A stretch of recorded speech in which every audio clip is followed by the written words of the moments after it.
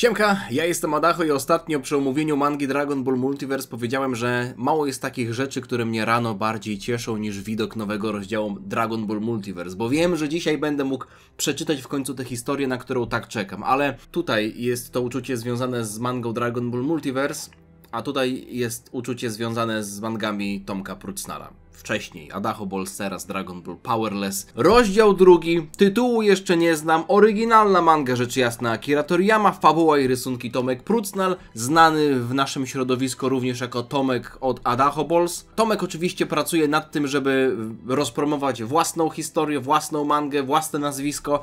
Ja mu kibicuję całym sercem i uważam, że warto na samym początku wspomnieć o czymś, co skutecznie utrudnia mu rozpowszechnianie informacji na temat swojej mangi, a tą rzeczą, tym serwisem jest Facebook. Już wam śpieszę z wytłumaczeniem, o co chodzi. Jak widzicie, ja akurat jeszcze byłem w Łodzi, więc tylko zaakceptowałem tego posta, ale bardzo się ucieszyłem, bo wiedziałem, że po powrocie będę mógł go nagrać. Tomek wrzucił posta z informacją, że pojawił się dalszy ciąg Dragon Ball Powerless i chcę wam pokazać, jaki jest zasięg tego posta. Minęło 16 godzin, wrzuciłem go w niedzielę o 20:37. Praktycznie wieczorem, dużo osób powinno być na Facebooku, 5 osób to zobaczyło. Czy to jest kwestia tego, że wrzucił linka do Manga Draft, czy to jest kwestia tego, że Facebook nie lubi linków? Nie wiem.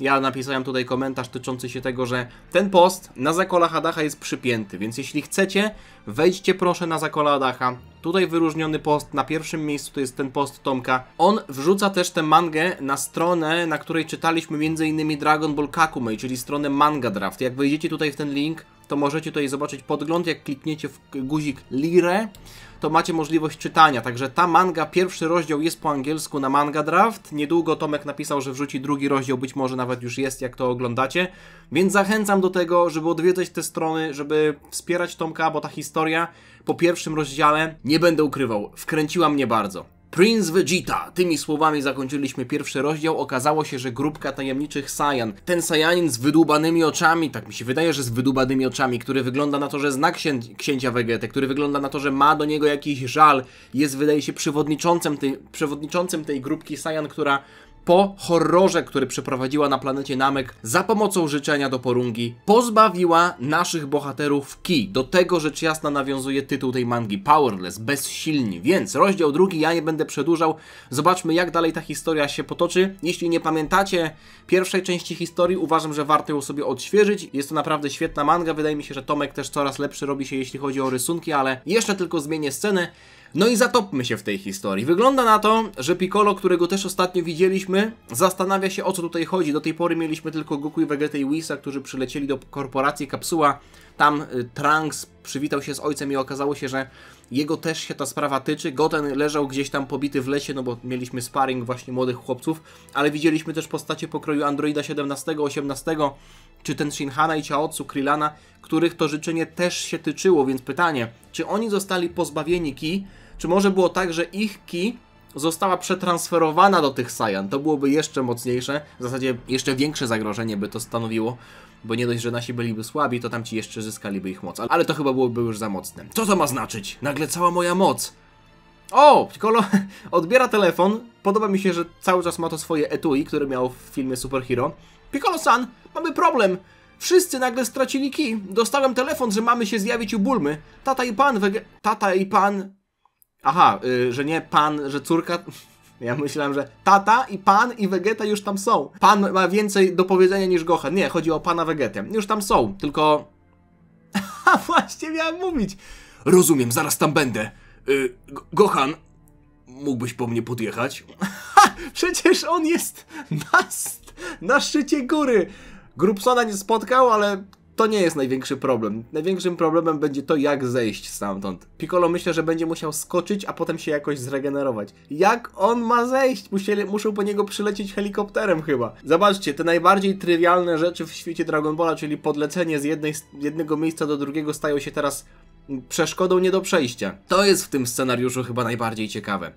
To chyba wszyscy, aż sobie nawet przypomniałem, jak czułem to uczucie, jak czytałem ten pierwszy rozdział, jak ciekawie byłoby zobaczyć coś takiego w oryginalnej mandze.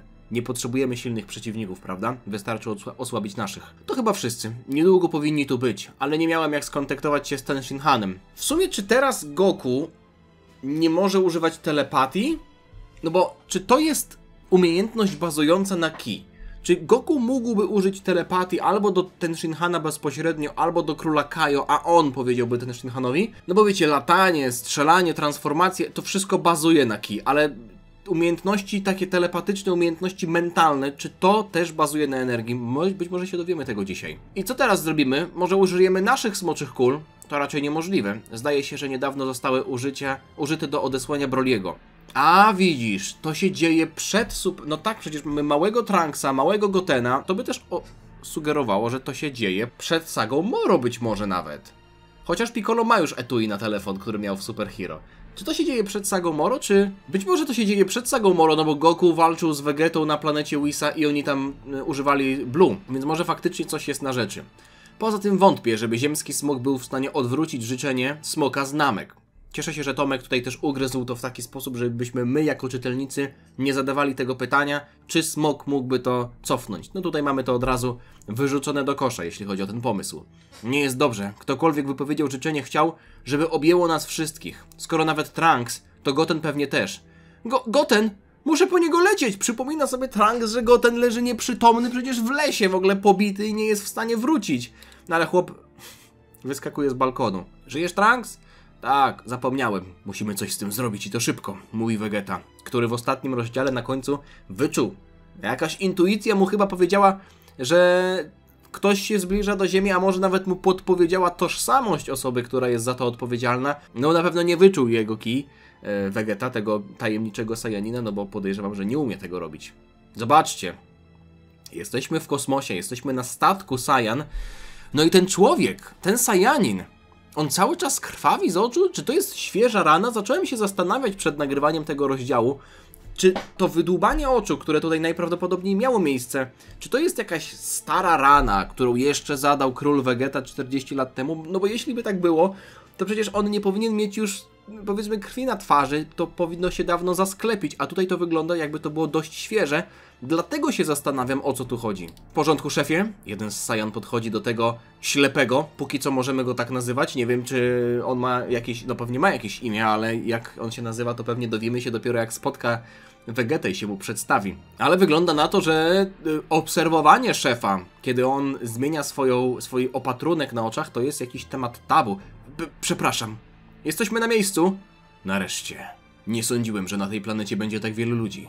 Trochę czasu zajmie, zanim to posprzątamy. Whis to zauważa.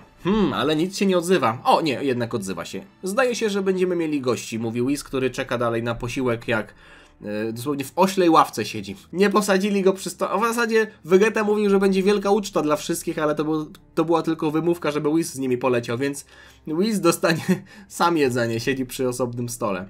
Śmiesznie to wygląda. Tam! Goku i Vegeta zeskakują z balkonu. Witajcie w nowym domu, panowie. Jest ich więcej niż 3. Zobaczcie, mamy 4 fryzurki, chociaż najbardziej to podoba mi się ta. Widzicie? Taki aerodynamiczny kształt. Coś o tym wiem. W nowym domu? Czy oni mają zamiar wybić ludzkość i przejąć tę planetę, ale nie tyle co ją sprzedać, co po prostu tu zamieszkać? Saiyanie zeskakują na ziemię. Mamy bardzo szybko tak naprawdę przejście z punktu A do punktu B. Myślałem, że trochę ta podróż będzie trwała, a my się już tutaj dowiemy, kto jest kim. No ta okładka też nie budziła zbyt pozytywnych emocji we mnie jako w miłośniku Vegety. Wszyscy się dziwią, a Vegeta go chyba poznaje. Ci są zdziwieni, ale Vegeta tylko sobie przeklina pod nosem. To znowu ty pewnie, co? Kto to jest? Co to są za Saiyanie? Czemu on ma... Oni zostali wskrzeszeni w jakiś dziwny sposób? Ten nie ma ręki, tu mu się ślini gęba, jakieś blizny na oczach, mochy mu z ucha wylatują, żyły na głowie.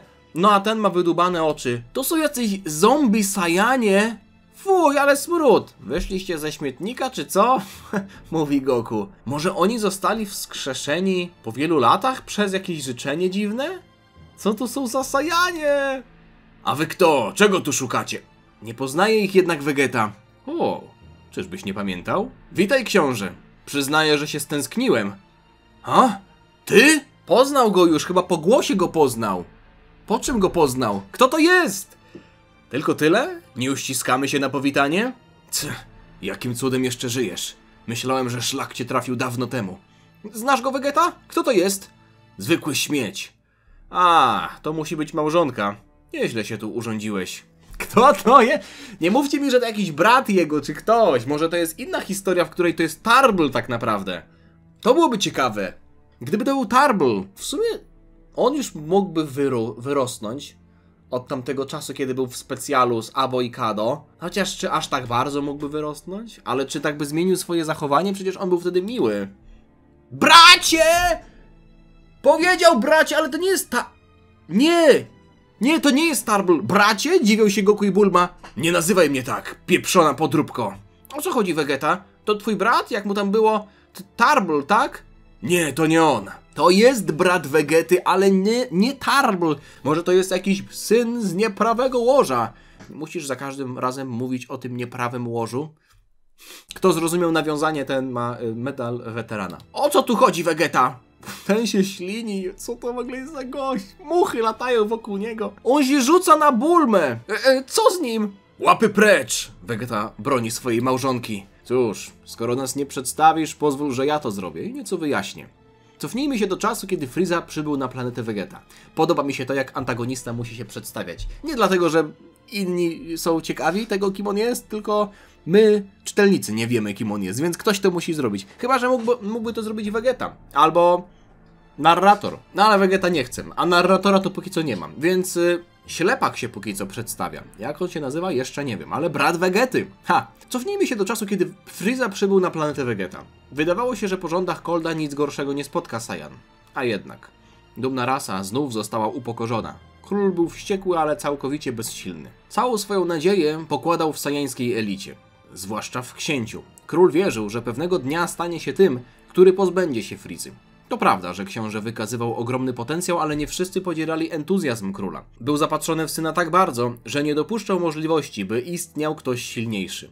Po tym, jak król zazdrości kazał wygnać syna Paragusa, czyli mamy tutaj nawiązanie do Broliego, kilku naukowców postanowiło wziąć sprawy w swoje ręce. W sekrecie przed królem starano się stworzyć wojownika doskonałego, a ponieważ mały książę był najsilniejszy, posłużył jako wzór. Oni pobierają tutaj jakąś próbkę krwi z Vegety małego. Coś tutaj mu w głowie klika. Temu ślepakowi. Trzymasz się? Mówi jego kolega. Tak. Kontynuując. Z genów księcia oraz innych obiecujących wojowników stworzono prawdziwą elitę. Dzieci tak silne, że zmiażdżenie Frizy było tylko kwestią czasu. Niestety, ale wątek, Saiyanie sztucznie stworzeni. Z czasem dzieci jedno po drugim zaczęły umierać. Tak wielka moc w tak małych organizmach sprawiła, że ich ciała nie nadążały z rozwojem. U jednych nie wytrzymało serce, u innych skóra, u innych oczy. Wartość tych, którzy jakimś cudem przeżyli, postanowiono sprawdzić, wysyłając ich na podbój pomniejszych planet. Mnie przydzielono do oddziału i wysłano nas na planetę, którą ani Cold, ani Frieza by się nie zainteresowali. Jaką planetę? Na miejscu trafiliśmy na wyjątkowo waleczną rasę. Zanim na dobre uporaliśmy się z mieszkańcami, dotarła do nas informacja o zniszczeniu planety Vegeta. Od razu domyśliliśmy się, że to nie był meteoryt, tylko Frieza. Zemsta była jedynym, o czym myśleliśmy, ale nie mieliśmy z nim szans, więc byliśmy cicho. Czas mijał, a my podbijaliśmy małe planety, nie rzucając się w oczy. Czekaliśmy na dobrą okazję, by uderzyć, ale wiedzieliśmy, że ten drań jest silny. Zbyt silny. Ciekawa historia, ale póki co dlaczego on nienawidzi Vegety? On został sztucznie stworzony tak naprawdę z DNA Vegety. Król nigdy nie zaszedł im za skórę. Może on ma wąty do Vegety, że przez niego nie ma oczu. Przez jego DNA, nie wiem. Zaraz zobaczymy. Może o coś tu chodzi. Czekaliśmy i słuchaliśmy. Na szczęście armia Frizy nie zrezygnowała ze skauterów, więc cały czas byliśmy dobrze poinformowani. Legendarny Super Saiyanin, smocze kule. Sporo się u was wydarzyło. Prawdę mówiąc, chcieliśmy do ciebie dołączyć, książę, już kiedy z Nappo pierwszy raz leciałeś na tę planetę. Dołączyć? Czego ty właściwie chcesz? Pyta Vegeta. Krew największych wojowników gotuje się we mnie, książę. Chcę tego, co ciebie nigdy nie obchodziło. Tego, do czego mnie stworzono. Chcę przywrócić dumę saijańskiej rasie. A skoro planety Vegeta już nie ma, chcemy tu na Ziemi odbudować Imperium Saiyan. Trochę potrwa, zanim zabijemy większość mieszkańców, żeby zrobić dla nas miejsce, więc miło by było, gdybyś się przyłączył. Oczywiście nie byłem pewny, czy ta propozycja ci się spodoba, więc dla bezpieczeństwa musiałem tymczasowo ograniczyć twoją moc. Mam nadzieję, że się nie gniewasz. Więc on nie pragnie zemsty na Saiyanach. On w ramach pewnego zaworu bezpieczeństwa pozbawił naszych bohaterów mocy i zobaczył, że Vegeta nie pragnie już odrodzenia dumy saiyańskiej rasy, a ze względu na to, że prawdopodobnie ma geny Vegety, to jest taka kopia Vegety. On dalej przejawia tę cechę Vegety, który jedyne czego pragnął to, żeby Saiyanie trwali i byli silni. Więc, co ty na to? Kto to jest? Co to za kobieta? A co tu się wyprawia? Oho, zaczyna się. Wy sukinsyny, znowu mnie obudziliście! Co to jest za kobieta? Ona nie jest z nami. He? To jest Namek? Nie, jesteśmy już na ziemi. Co? Przespałem całą zabawę? Jaja sobie robicie? Nie zwracajcie na nią uwagi. Więc jak będzie, książę? Dołączysz do nas? Byłbyś bardzo cennym sojusznikiem. Nic mnie nie obchodzą twoje fantazje, odpowiada Vegeta. Zjeżdżajcie stąd natychmiast. Takiej odpowiedzi się spodziewałem. Ale jaką siłę prezentują ci nowi Saiyanie? Czy będziemy mieli walkę na poziomie mocy 40? Mimo wszystko i tak dość ciekawe jest to, że androidy, że cyborgi, Android 17 i 18, one też zostały pozbawione ki. Prawdopodobnie ze względu na to, że w większości są ludźmi, ale przecież nie wszyscy są tam ludźmi. Chociaż nie, to się dzieje przed sagą Super Hero, więc nie ma jeszcze Gammy 1.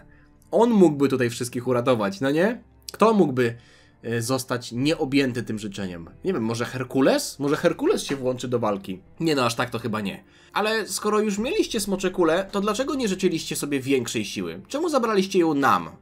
Dobre pytanie, może Smoke nie był w stanie tego zrobić, albo dlaczego nie życzyliście sobie nowej planety, żeby stworzył wam nową planetę na kształt starej planety Saiyan? Za bardzo polegacie na jakichś kulach, chłopcze. Oczywiście, mogliśmy sobie życzyć siły tak wielkiej, aby was przewyższyć, ale zdobycie mocy w taki sposób byłoby oszustwem. Saiyanin powinien zapracować na swoją siłę.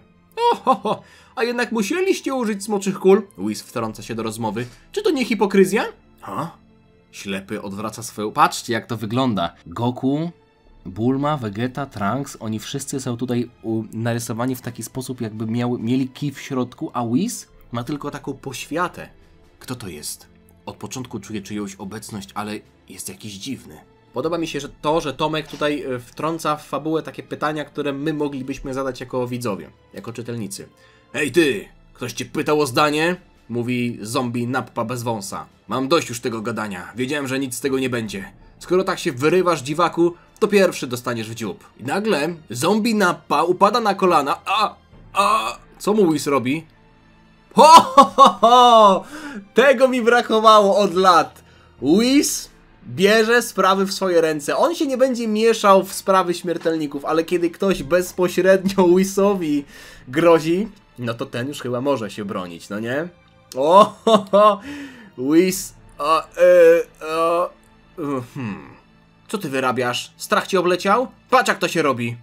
Vegeta blokuje cios tej kobiety, która wygląda na to, że jest w gorącej wodzie kąpana. To jest firma produkująca wrzątek. W gorącej wodzie kąpany.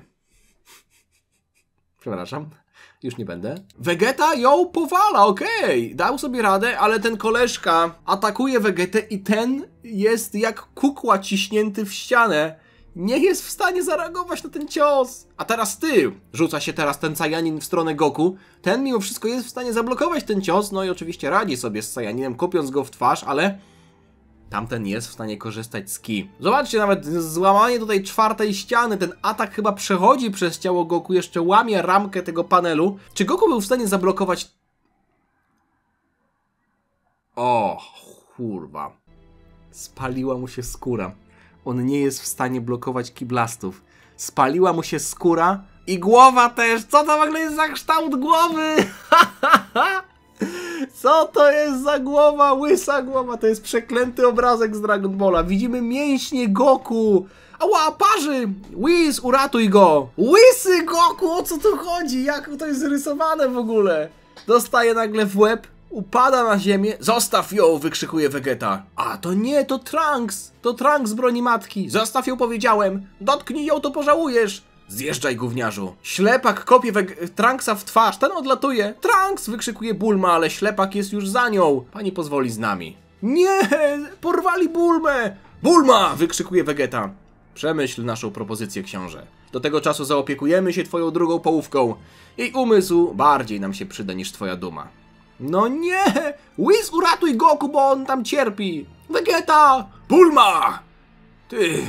Draniu, dlaczego jej nie pomogłeś? Patrzcie, wskakuje Vegeta do Whisa, łapie go za szmaty! O, Whis mimo wszystko tylko poważnie spogląda na Vegeta, a ten daruje sobie. Haha, ten się cieszy, Łysy Goku się cieszy. A ty z tego czego się cieszysz? Uspokój się, Vegeta, nie czułeś?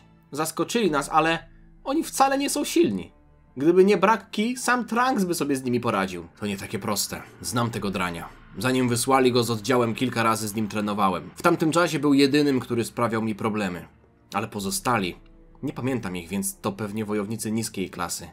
Ale nawet jeśli, to co z tego? Jak masz zamiar ich gonić? Czy jesteśmy w stanie, bazując na ziemskiej technologii, pokonać tych gości? No nie wyobrażam sobie sytuacji, w której Bulma, chociaż teraz już Bulmy nie ma, no więc została zaskoczona. Okej, ten pomysł też już jakby spalił na panewce. Bulma przecież mogłaby stworzyć jakiś pistolecik albo na szybko zbudować androida na bazie jakichś notatek doktora Giro, nie wiem. Kinto! Ha! Zaraz! Chmurko Kinto! A czemu Goku dalej jest łysy i ma oparzone ręce? Czy możemy go naprawić? Czy możemy go naprawić? O, Gohan! Proszę wsiadać, panie Piccolo. Nie jest już pan zły, więc... Piccolo na Kinto. Aha, to w międzyczasie... W międzyczasie Gohan siedzi na Kinto. Nie jest już pan zły, więc powinien... Słyszycie? Kogoś klima tutaj chyba oszukała. Nie jest już pan zły, więc powinien pan móc latać na chmurce. Gohan, wszystko w porządku? Kinto nagle ucieka spod nóg Gohana. I teraz oni obaj są utknięci na pustyni. Dlaczego nie przyleciał po niego jakimś samolotem? Ha! Jest! Łysy Goku! O co tu chodzi? Łysy Goku! I Piccolo na Kinto. O, co tu się dzieje? Kto to wymyślił? Tomek to wymyślił, no a kto? Zaraz wracam. Hej, a ty dokąd? Co tu się dzieje? Mówi Krillin. Yamcha, Videl, Pan, 18 przyjechali. Bulma kazała nam jak najszybciej przyjechać. Co wam się stało? O, to kurwa jakiś, nie wiem, weekend jest, że ty nie w pracy? O co tu chodzi? Wszyscy wolne. No Yamcha to pewnie bezrobotny, ale... Reszta? Jacyś Saiyanie nas zaatakowali i zabrali mamę. Bulmę? Gdzie ją zabrali? Możemy jakoś pomóc? No niby co ktoś taki jak wy możecie zrobić? Wścieka się Vegeta, no i Yamcha i Krillin nie są zadowoleni, słysząc takie słowa. Oni chcą, ale to Vegeta się brzydko zachował, to przyznaję. No przyszli pomóc i kurwa ten na nich skacze. Z długo krótkiem jeszcze Goku wraca łysy. Goku? Hehe. Podoba mi się to, że to spalenie włosów nie zostało obrócone tylko w gag, ale on faktycznie tak chodzi. Tylko Whis, proszę, napraw go. Whis, proszę, napraw go. Po co ci ten kij? No wiesz, pomyślałem, że skoro nie możemy używać kij, to może się przydać. Ja pierdolę, co to jest za gość? Co to jest? Gościu dosłownie tutaj od boku wygląda trochę jak Shin. O co chodzi, tato? Trunks, mam prośbę. O! Vegeta ma prośbę do Trunksa? Nie ma. Pospiesz się, Trunks. Ile razy ci mówiłem, żebyś posprzątał w pokoju? Gdzie jesteś? Znalazłem! O nie, to jest... O nie. To jest koniec rozdziału. Vegeta pewnie zaraz przyjdzie ubrany w strój kurwa superbohatera. Błagam, niech to się tak... Błagam. Vegeta zaraz przyjdzie przebrany w jakiś strój, ja to czuję. Gdzie jesteś? Dobra, znalazł. Na pewno sobie poradzicie? Możemy lecieć wszyscy. Lepiej zostańcie tutaj. Jeżeli my ich nie znajdziemy, możliwe, że tu wrócą. No i Goku i Krillin są zdziwieni. Czym? O, okej, dobra. Kamień z serca, ale Vegeta ma miecz Trunksa. Czy to nie miecz Trunksa? To znaczy Trunksa z przyszłości? Spodobał mi się, kiedy był tu duży ja i poprosiłem mamę, żeby zrobiła mi taki sam. Genialne, kurwa genialne. Vegeta z mieczem... Tomek, jak tyś na to wpadł? O co tu chodzi? Vegeta z mieczem, ale to zajebiście wygląda. Walczyłeś kiedyś czymś takim? Myślisz, że to nam pomoże? Może i mają przewagę, ale to zwykli Saiyanie. A ten miecz jest tak samo ostry jak ten, który przeciął Freezę. W tej sytuacji chyba nie mam co liczyć na poczęstunek, myśli sobie Whis. Stuka laską w ziemię, wszyscy są uzdrowieni, cieszy mnie to, bo Goku już nie jest łysy. No i Whis odlatuje. Na mnie już pora, będę trzymał za was kciuki. Goku się cieszy, że ma z powrotem włosy. Ruszajmy wreszcie, nie traćmy czasu. Vegeta skakuje na Kinto. Ha! Żeby latać na chmurce Kinto, trzeba mieć czyste serce, Vegeta. Będziesz musiał się mnie trzymać, żeby nie spać. Na pewno wiesz, jak się tym walczy? Żebyś przypadkiem nie ściął mi głowy. Pilnuj swojego kija! Trzymaj się mocno, Vegeta. Chmurka Kinto jest naprawdę szybka. Czekaj na mnie, Bulma. Myśli sobie Vegeta. I tutaj mamy nawiązanie do tego pierwszego kadru, do tej grafiki koncepcyjnej. No to jazda! Do tej grafiki, którą Tomek wrzucił miesiące temu. Brawo. Nie wierzę, że to jest tak dobra historia. Końcówka tego rozdziału. Miecz Vegety. Ależ to jest ciekawe. Tomek, gratuluję Ci. Gratuluję Ci pomyślunku, rysunków. Ależ to jest dobra historia. Vegeta wrzucony w wir niskich poziomów mocy. Można byłoby nawet powiedzieć, że lekkie nawiązanie do klasycznego Dragon Balla. Być może też do tradycyjnych sztuk walki, do Kinto, do tych rekwizytów, które mieliśmy na początku. Ja pierniczę. Gratuluję. Jest to jedna z najlepszych mang już teraz, jakie czytałem. Jedna z mang z największym potencjałem, tak może powinienem był powiedzieć. Czekam na nią z niecierpliwością. Tomek, gratuluję Ci, życzę Ci jak największego sukcesu i Was też proszę o to, żeby, oczywiście też zachęcam do tego, żeby pod tym filmem zostawić lajka, komentarz, też z ciepłymi słowami dla Tomka, ale wejść na Manga Draft, tam żeby te statystyki u niego na stronie się zgadzały, być może zostanie przez to zauważony w szerszej publiczności, być może za granicą ktoś to zobaczy. Wiecie, jeśli to będzie po angielsku, to kto wie, może więksi twórcy zagranicznych społeczności też zobaczą tę mangę i Tomka zauważą za granicą. Moim zdaniem zasługuje na to. Bardzo na to zasługuje.